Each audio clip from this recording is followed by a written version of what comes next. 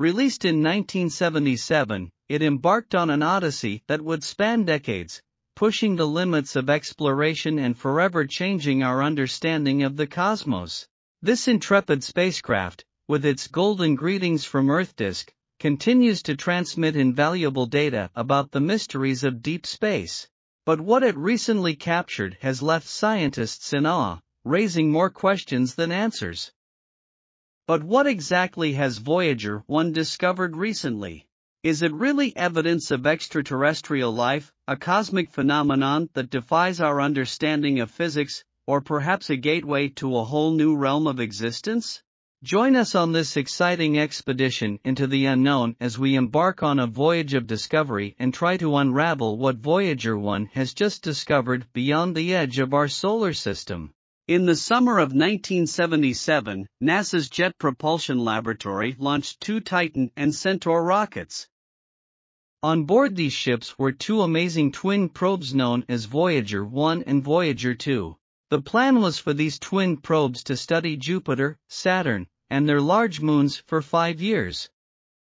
Remarkably, even after almost 45 years, NASA is still in contact with both probes.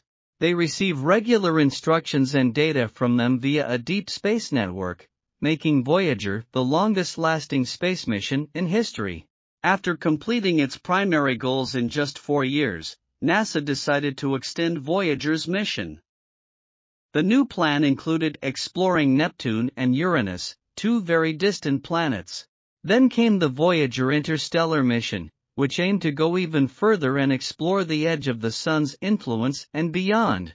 Voyager 1 and Voyager 2 have now traveled 22 billion kilometers and 18 billion kilometers from Earth, respectively.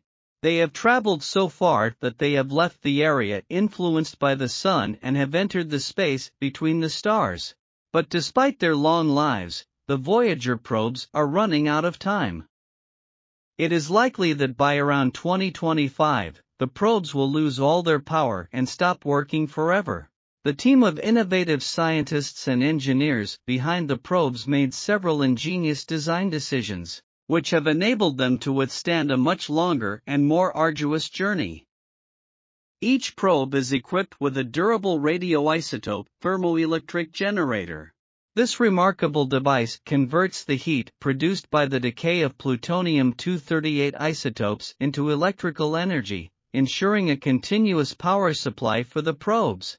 In addition, the probes are equipped with 16 hydrazine thrusters, including 8 spares, allowing them to make fine adjustments to their trajectory if necessary and mitigating the risk of instrument failure. Likewise, the probes have duplicates of most of their 11 scientific tools. These redundancies act as backups, protecting them against any malfunction that may occur. But one of the most critical factors in the success of the Voyager mission was its timely launch. NASA took advantage of a rare planetary alignment that happens once every 176 years. This unique alignment allowed the probes to fly by Neptune and Uranus with minimal adjustments to their path. Furthermore, during these encounters, the gravitational pull of these colossal planets significantly increased the effective speed of the probes, exceeding what their rocket propulsion could achieve. This concept was relatively new at the time, having previously been attempted only on NASA's Pioneer missions to Jupiter and Saturn.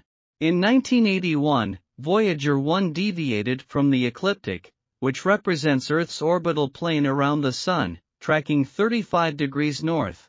With these new trajectories, he was able to explore new regions of space beyond the limits of the planetary plane. And after the Voyager planetary mission expanded to become the Voyager interstellar mission, the difficult decision was made to disable the cameras on both probes. This measure was implemented to conserve energy for the long journey ahead. However, before saying goodbye to the images, Voyager 1 captured the famous photograph of Earth's pale blue dot, taken from a staggering distance of approximately 6 billion kilometers. It is still the farthest image of our planet ever captured. However, this remarkable achievement marked only the beginning of the Voyager 1 odyssey. The spacecraft had to traverse a challenging region known as the termination shock to reach interstellar space. In this area, formidable solar winds traveling at hypersonic speeds collide with the opposing forces of the interstellar wind, creating intense resistance that Voyager 1 and its sister probe had to overcome. Once Voyager 1 passed the termination shock, it ventured into the heliosphere, a region where slowing solar winds become denser and hotter. This fiery domain was simply a prelude to the heliopause, the final frontier separating the heliosphere from the vast expanse of interstellar space. However, contrary to popular belief, the beginning of the interstellar medium does not mean the conclusion of our solar system. In fact, it would take another 3 centuries for Voyager 1 to reach the Oort cloud, a huge collection of icy planetesimals that envelop our solar system like a protective bubble.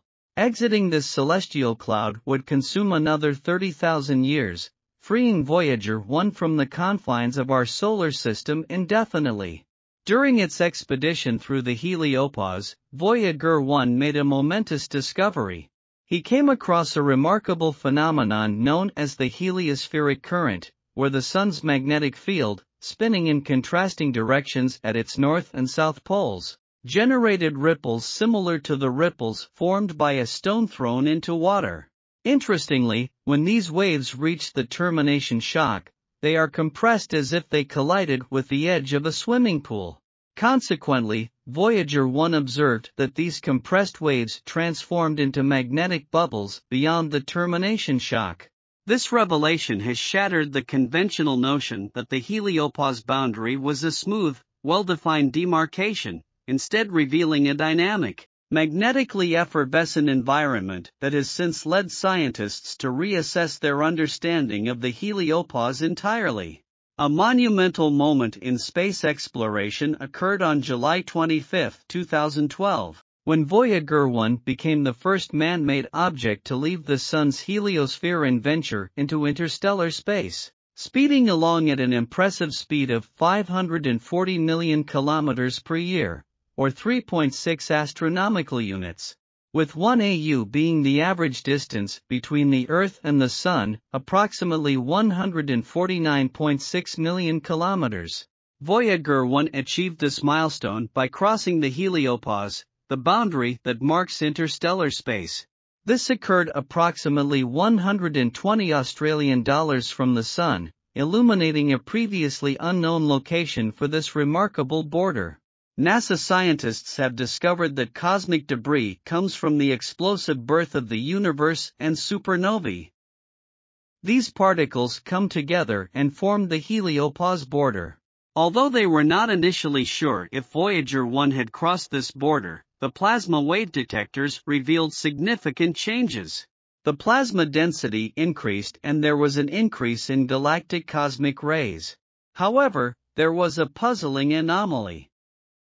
Despite crossing the heliopause, Voyager 1 detected no changes in the surrounding magnetic field, contradicting theoretical models.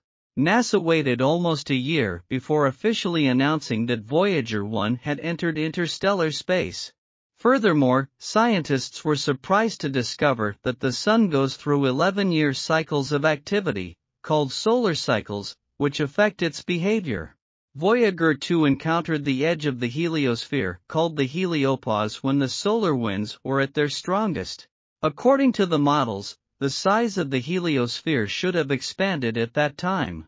However, Voyager 2 crossed the heliopause at the exact same distance that Voyager 1 had crossed 6 years earlier.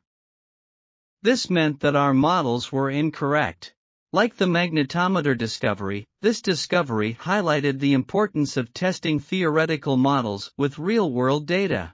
It led scientists to believe that the boundary between the heliosphere and the interstellar medium is more complex and unpredictable than previously thought.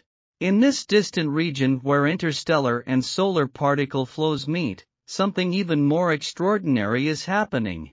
These particles collide at unimaginable speed, creating a mesmerizing light show. A magnificent wall of fire is formed, a phenomenon not observed by astronomers. However, The true nature of this fire remains uncertain, and it is not clear if it burns like the fire we know. What scientists know is that the plasma at the outer limit of the heliopause, the region where the influence of the solar system ends, reaches temperatures between 30,000 and 50,000 Kelvin. Despite seeming impossible, the probes have managed to traverse the fiery region without damage. Plasma is extremely thin, avoiding critical temperatures. Studying the heliopause is important to protect us from cosmic rays and interstellar dust. The heliosphere blocks 70% of the deadly radiation from deep space. Voyager 1 discovered this wall of fire, which is believed to protect our solar system. Although exactly how it contributes is not known, scientists want to understand its role in protecting us from cosmic threats.